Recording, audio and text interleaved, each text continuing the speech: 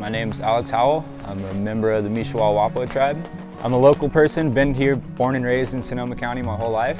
I actually grew up right down the hill, right at the base of the valley, so I've been coming up to Sugarloaf, where we are here today, since I was about 4 years old, playing in these creeks and these waterways, but not until I was around 20 did I learn my native ties to these lands.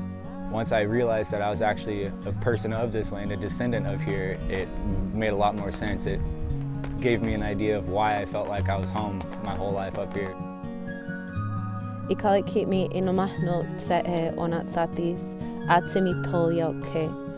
Hello, my name is Tsimito, also known as Hummingbird, and I am speaking in the Wappo language. And there are 4 different groups of the Wappo people. So we have the Lalik in Clear Lake. In the north, we have the Mishwal, and the central, we have the Motistul. And then in the southern, we have the Mayakama, and we are currently in Mayakama territory right now. The Wappo people are the original descendants of Sonoma and Napa County. The Wappo language is one of the oldest languages in California. In my opinion, the first thing that makes the Wappo unique is how we would refer to ourselves as Onatsatis. It wasn't like a tribe name, but it meant outspoken. So we would hold ourselves and refer to ourselves as a strong people who were very resilient, and resistant to change. When the settlers came in here, Spanish and stuff, that's why our name is Wappo. They believed that we were brave, and that's because in Old Spanish, Guapo means brave. Right now, we are in the village site of Willicos, which is also known as Sugarloaf Ridge State Park. My name is John Roney, and I'm the park manager here at Sugarloaf Ridge State Park. I work for the Sonoma Ecology Center, and we've been operating this park for the state of California for coming up on 11 years now. So this is a California state park owned by the citizens of California. And it's one of 4 parks which is operated by nonprofits under AB 42.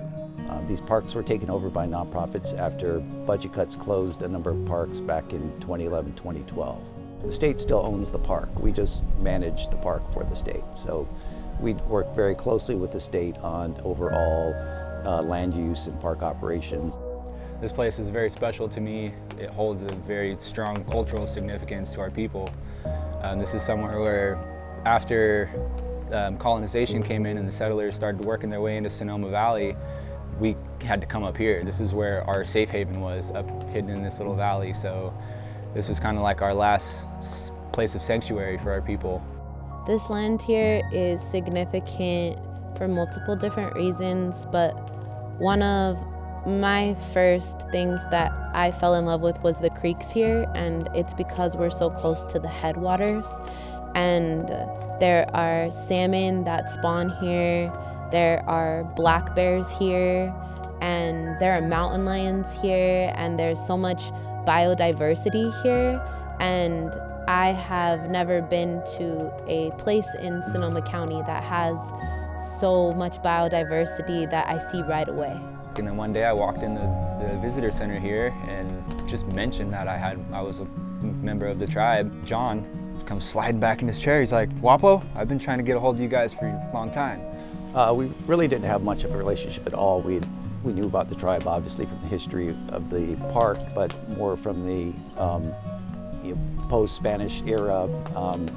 And we learned a lot about the animals of the park. We found lots of new animals at the park with our critter cam. We doubled the number of plants known in the park, but we didn't really know much about the Wappo or didn't have a relationship with them. And it was something we wanted to have, but we didn't really know how to reach out. I think that that's something that our tribe definitely struggles with is visibility, and it's just because we are not a federally recognized tribe. For me personally, it just seemed like a hole in the culture and the knowledge of the park. And part of it could be, I grew up in Hawaii, and there the native culture is everywhere. And here it didn't seem to be represented. So it was a cultural absence, it was a knowledge absence. We learned about the plants, but we didn't have any direct knowledge of cultural uses. And so the absence of knowledge and culture and presence. So at that point, we started having conversations about what was up here. They started showing me the artifacts that they had found and bringing me to certain sites, and explaining to me that this is you guys' village site. And we have all these artifacts and all this proof that you guys were up here. Yeah, after 2 minutes with Alex, just his energy and his enthusiasm and his knowledge and his quest for knowledge. I'm like, okay, they want us back. I'm gonna go tell my people, my family members, Sugarloaf wants us back, let's go. And I feel like when I came here, I was healing my relationship with my ancestral homelands, because it made me realize how much I don't know and how much that I can learn just through continuing to come back here and seeing how this place changes through the seasons. I mean, once my cousin Desiree started coming up here, her and my aunt Tech, once they came up here, that's when the real momentum started happening. They brought a different reason to come back here. It turned into coming in here for ceremony. I think it just brings much deeper respect for the land and the place you're at. It's not a vacation place, it's a spiritual place. It's a place with history, and it just makes everybody more connected. And I feel like being able to have ceremony here has been one of the most impactful things that I've ever done in my life. You could just tell that by us being here that we are helping to wake up the medicine here, and we're helping to call the ancestors back to this place. I mean, I think it's, so far, from my perspective, mutually beneficial. Not just here at the park, the Ecology Center, we manage land all over the valley. And part of our thinking is, a lot of these areas, if you just do 100 acres at a time, we have tens of thousands of acres. You have to do bigger projects. And then once you get caught up, then you can go back to smaller scale here and there.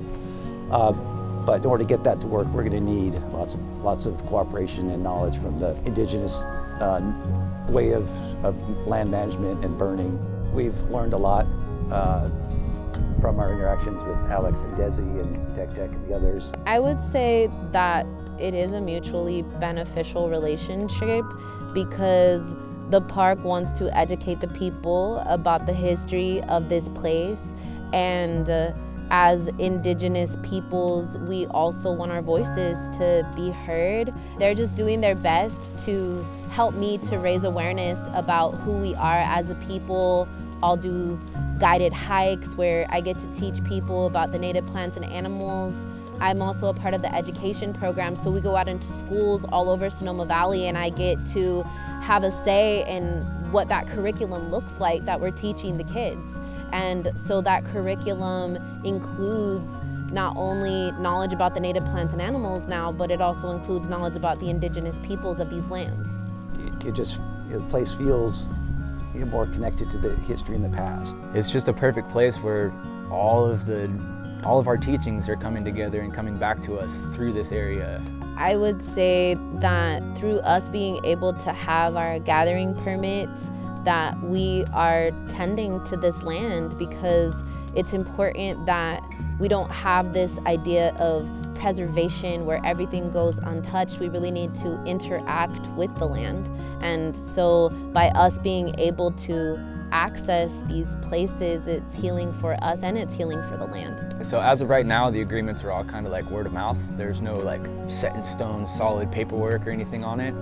We're all just talking, it's all fresh. So, I mean, right now it's just on a relationship basis, and it's one of the benefits we have being the nonprofit operating the park is we have a lot of flexibility. So we can say, oh, do you guys want to camp? No problem. If you want a free pass, no problem.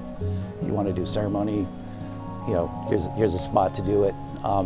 So we have that ability to do a fair amount at just a relationship basis. They're giving us time. They're giving us a lot of time and a lot of leniency. They're basically allowing us to figure it out as we go. And that's an important thing. There's no guideline. There's no like proper way to do it or anything. So we're just kind of playing it by ear and letting our hearts guide us. Going forward, it would be with working with the state parks who owns the land and MOUs, and the state parks office is very supportive of that, and they would be very involved with anything like that for longer term. So that's kind of the next step. But you can get a lot done at just a simple level, and that's how all these things start. And once you build friendships and the respect, then you can have the energy, the commitment to do the hard long-term things. If you start with the hard long-term things, then without that other stuff, you just never have the energy to get them done. So some of the first things that we've been doing around here is John asked us to go and find some of the trails that we could figure out, oh yeah, this was one of our trails that our people would use to connect to our valleys or whatever, you know. So they want to be able to change the names of those trails back to Wappo names if we would want. So that's one example. Well, I mean, one of the real exciting things is last year, Chinook salmon came to the park for the first time that anybody can remember.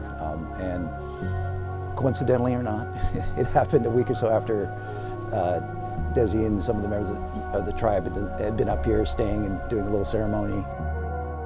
There's science, and then there's the spirit world. And so sometimes the spirit world will call us to go to certain places to lay down prayers. And so there were a group of us that went down there to the water to pray because we were called to go down there. And I think that when you get this calling to go pray places, you don't always understand why you're getting that calling. And then we just listened to that calling, and then a week later there was heavy rains and the salmon came back, and we said, oh, that's why. I mean, that's probably one of the many reasons why. At the start of the storm, kind of where they had done some ceremony, the big leaf maple that had been there for 400 years collapsed into the stream. And at the end of the storm, the fresh, clean water rushing out brought Chinook salmon down to Bear Creek for the first time. And as far as anybody can remember, a very powerful symbol. All of this connection is happening with ceremony in the roots and the base idea of bringing back the ceremony and the tradition and the healing for people.